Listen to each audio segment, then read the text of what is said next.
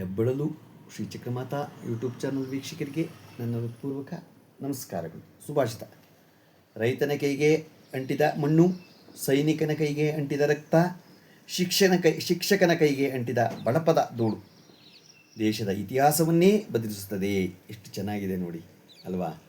ಎಷ್ಟು ಚೆನ್ನಾಗಿದೆ, ತಿಳ್ಕೋಬೇಕಾದ್ದು. ರೈತನ ಕೈಗೆ ಅಂಟಿದ ಮಣ್ಣು, ಸೈನಿಕನ ಕೈಗೆ ಅಂಟಿದ ರಕ್ತ, ಶಿಕ್ಷಕನ ಕೈಗೆ ಅಂಟಿದ ಬಡಪದ ಧೂಳು ದೇಶದ ಇತಿಹಾಸವನ್ನೇ ಬದಲಿಸುತ್ತದೆ ಅಲ್ವಾ? ನಿಜವಾಗ್ಲೂ ನಾವು ಆ ಮಣ್ಣಿನ ರೈತ ಇಲ್ಲದೆ ಅನ್ನ ಸಿಗಲ್ಲ. ಆ ಸೈನಿಕ ದೇಶವನ್ನು ಕಾಯ್ದೆ ಹೋದರೆ ನಾವೆಲ್ಲ ಇರೋಕ್ಕಾಗಲ್ಲ.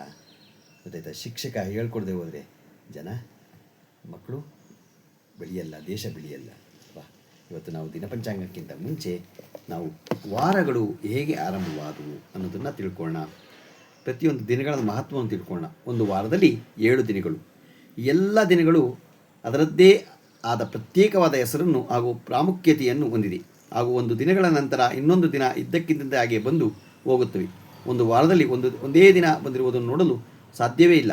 ಅಂದರೆ ಸೋಮವಾರದ ನಂತರ ಮಂಗಳವಾರ, ಮಂಗಳವಾರದ ನಂತರ ಬುಧವಾರ, ಬುಧವಾರದ ನಂತರ ಗುರುವಾರ, ಗುರುವಾರ ನಂತರ ಶುಕ್ರವಾರ, ಶುಕ್ರವಾರ ನಂತರ ಶನಿವಾರ, ಶನಿವಾರದ ನಂತರ ಭಾನುವಾರ, ಹೀಗೆ ಒಂದರಂತೆ ಒಂದು ಸಾಲಾಗಿ ಬರುತ್ತದೆ. ಅಥರ್ವ ವೇದದಲ್ಲಿ ಇದರ ವಾರದಲ್ಲಿ ಪ್ರತಿಯೊಂದು ದಿನವೂ ಒಂದರ ನಂತರ ಒಂದು ಹೇಗೆ ಬಂದಿತು ಎನ್ನುವ ಪ್ರಶ್ನೆಗೆ ನಮ್ಮ ವೇದಗಳಲ್ಲಿ ಉತ್ತರವಿದೆ. ಶತಶತಮಾನಗಳಿಂದಲೂ ಇದು ನಡೆದುಕೊಂಡು ಬಂದಿದೆ ಎಂದರೆ ನಮ್ಮ ವೇದಗಳಿಗೆ ಎಷ್ಟು ಶಕ್ತಿ ಇದೆ ಎಂಬುದನ್ನು ಅರ್ಥ ಮಾಡಿಕೊಳ್ಳಬೇಕು. ವಾಸ್ತವವಾಗಿ ಈ ದಿನಗಳು ಕ್ರಮವನ್ನು ನಮ್ಮ ಅಥರ್ವ ವೇದದಲ್ಲಿ ಉಲ್ಲೇಖಿಸಲಾಗಿದೆ. ಅಥರ್ವ ವೇದದಲ್ಲಿ ಒಂದು ಶ್ಲೋಕವನ್ನು ಹೇಳಲಾಗಿದ್ದು, ಈ ಶ್ಲೋಕದ ಪ್ರಕಾರ: ಆದಿತ್ಯ ಸೋಮೋ ಭೌಮಶ್ಚ ತಥಾ ಬುಧ ಬೃಹಸ್ಪತಿ ಭಾರ್ಗವ ಶನೈಶ್ಚ ರೈಶ್ಚೈವ ಏತೆ ಸಪ್ತ ದಿನಾದೀಪಾ. ಗೊತ್ತಾಯ್ತಾ?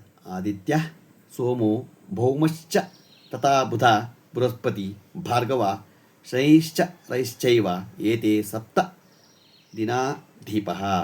ಸೂರ್ಯನಿಂದ ದಿನಗಳು ಆರಂಭವಾದವು.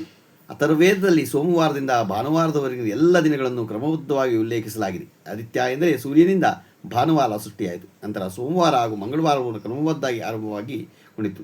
ಗ್ರಹಗಳಿಗೂ ದಿನಗಳಿಗೂ ಇರುವ ಸಂಬಂಧ ಇನ್ನು ನಾವು ಜ್ಯೋತಿಷ್ಯ ಶಾಸ್ತ್ರವನ್ನು ನೋಡುವುದಾದರೆ, ಒಂದು ದಿನದಲ್ಲಿ 24 ಗಂಟೆಗಳಿರ್ತವೆ. ಈ 24 ಗಂಟೆಗಳಲ್ಲಿ ಪ್ರತಿಯೊಂದು ಗಂಟೆಯು ಗ್ರಹಗಳ ಪ್ರಭಾವಕ್ಕೆ ಒಳಗಾಗಿರ್ತವೆ. ಪ್ರತಿದಿನದ ಆರಂಭದಲ್ಲಿ ಯಾವ ಗ್ರಹವೂ ಇರುತ್ತದೆಯೋ ಈ ಗ್ರಹವು ಆಯಾ ದಿನಗಳ ಅಧಿಪತಿಯಾಗಿರುತ್ತದೆ. ವಾರದ ಪ್ರತಿಯೊಂದು ದಿನವೂ ಯಾವ ಗ್ರಹದೊಂದಿಗೆ ಆರಂಭವಾಗುತ್ತಿದೆಯೋ ಈ ಗ್ರಹದ ಹೆಸರನ್ನು ಆಯಾ ದಿನಗಳಿಂದ ಇಡಲಾಗಿದೆ. ಭಾನು ಅಂದರೆ ಸೂರ್ಯನಿಂದ ಆರಂಭವಾಗುತ್ತದೆ, ಹಾಗಾಗಿ ಇದಕ್ಕೆ ಭಾನುವಾರ. ಸೋಮವಾರ ಚಂದ್ರನಿಂದ ಆರಂಭವಾಗುವುದು, ಮಂಗಳವಾರ ಮಂಗಳ ಗ್ರಹದಿಂದ ಆರಂಭವಾಗುವುದು, ಬುಧವಾರ ಬುಧಗ್ರಹದಿಂದ ಆರಂಭವಾಗುವುದು, ಗುರುವಾರ ಈ ಗೃಹಗ್ರಹದಿಂದ ಆರಂಭವಾಗುವುದು, ಶುಕ್ರವಾರ ಶುಕ್ರಗ್ರಹದಿಂದ ಆರಂಭವಾಗುವುದು, ಶನಿವಾರ ಶನಿಗ್ರಹದಿಂದ ಆರಂಭ ಆಗುತ್ತೆ. ಈ ಒಂದು ಮಂತ್ರ ಕೂಡ ಇದಕ್ಕೆ ಸಾಕ್ಷಿಯಾಗಿದೆ. ಈ ಒಂದು ಮಂತ್ರದಲ್ಲಿ ವಾರದ ಪ್ರತಿಯೊಂದು ದಿನಗಳನ್ನು ಅನುಕ್ರಮವಾಗಿ ವಿವರಿಸಲಾಗಿದೆ.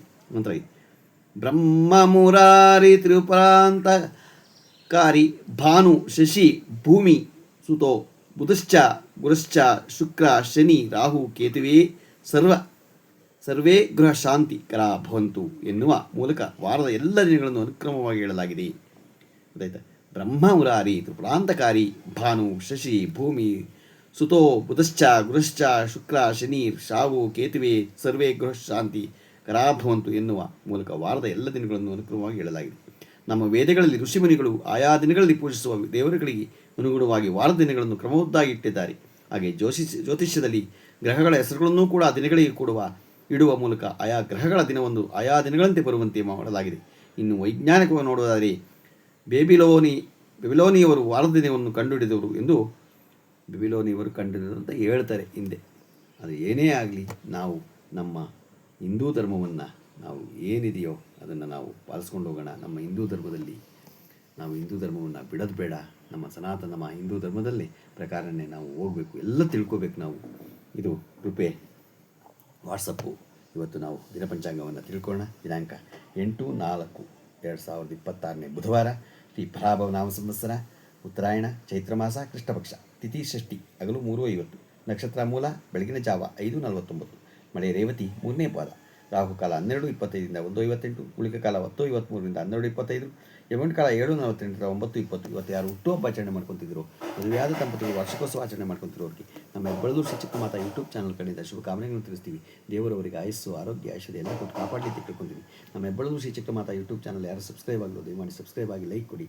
ಇದು ನಿಮ್ಮದೇ ಚಾನಲ್ ಆಗಿರೋದ್ರಿಂದ ನಮ್ಮ ಲಿಂಕನ್ನು ಬೇರೆಗೂ ಫಾಲೋ ಮಾಡಿ. ನಮಸ್ಕಾರಗಳು.